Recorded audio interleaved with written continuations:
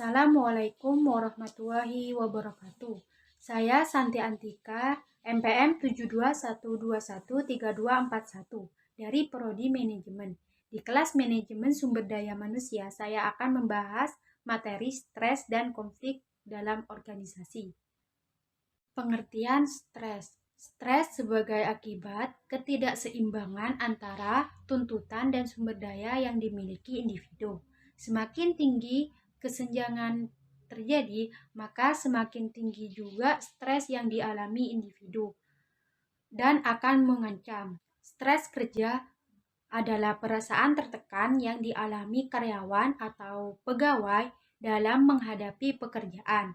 Baer dan Newman berpendapat bahwa mengenai stres kerja sebagai kondisi yang muncul dari interaksi manusia dengan pekerjaannya serta dikarakteristikkan oleh manusia sebagai perubahan manusia memaksa mereka untuk menyimpang dari fungsi normal mereka. Ada dua pendekatan, yaitu pendekatan individu dan pendekatan organisasi. Yang pertama, pendekatan individual. Seorang karyawan dapat berusaha sendiri untuk mengurangi level stresnya. Strategi yang bersifat individual yang efektif yaitu mengelola waktu, latihan fisik, latihan relaksasi, dan dukungan sosial. Dengan mengelola waktu yang baik, maka seorang karyawan dapat menyelesaikan tugas dengan baik tanpa tuntutan kerja yang tergesa-gesa. Dengan latihan fisik dapat meningkatkan kondisi tubuh agar lebih prima sehingga mampu menghadapi tuntutan tugas yang berat. Selain itu, untuk mengurangi stres yang dihadapi pekerja, perlu dilakukan kegiatan-kegiatan santai atau relaksasi. Dan sebagai strategi terakhir untuk mengurangi stres adalah dengan mengumpulkan sahabat, kolega, dan keluarga yang akan dapat memberikan dukungan dan saran-saran bagi dirinya. Yang kedua, pendekatan organisasional.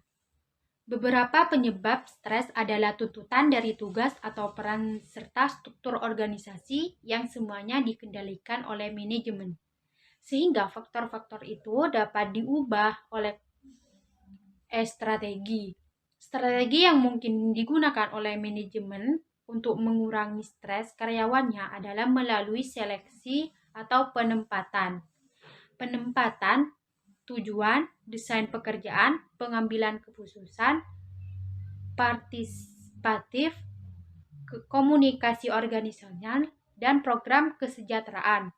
Melalui strategi tersebut akan menyebabkan karyawan memperoleh pekerjaan yang sesuai dengan kemampuan dan mereka bekerja untuk tujuan yang mereka inginkan, serta dengan adanya hubungan interpersonal yang sehat serta perawatan terhadap kondisi fisik dan mental. Secara umum, strategi manajemen stres kerja dapat dikelompokkan menjadi strategi penanganan individual, organisasional, dan dukungan sosial. Ada beberapa cara yang digunakan untuk mengelola stres dalam organisasi, yaitu 1. Meningkatkan komunikasi, 2. Sistem penilaian prestasi dan sistem ganjaran yang efektif, 3. Meningkatkan partisipasi, 4. Memperkaya tugas, 5. Mengembangkan keterampilan, kepribadian, dan pekerjaan. Konflik adalah ketidaksetujuan antara dua atau lebih anggota organisasi yang timbul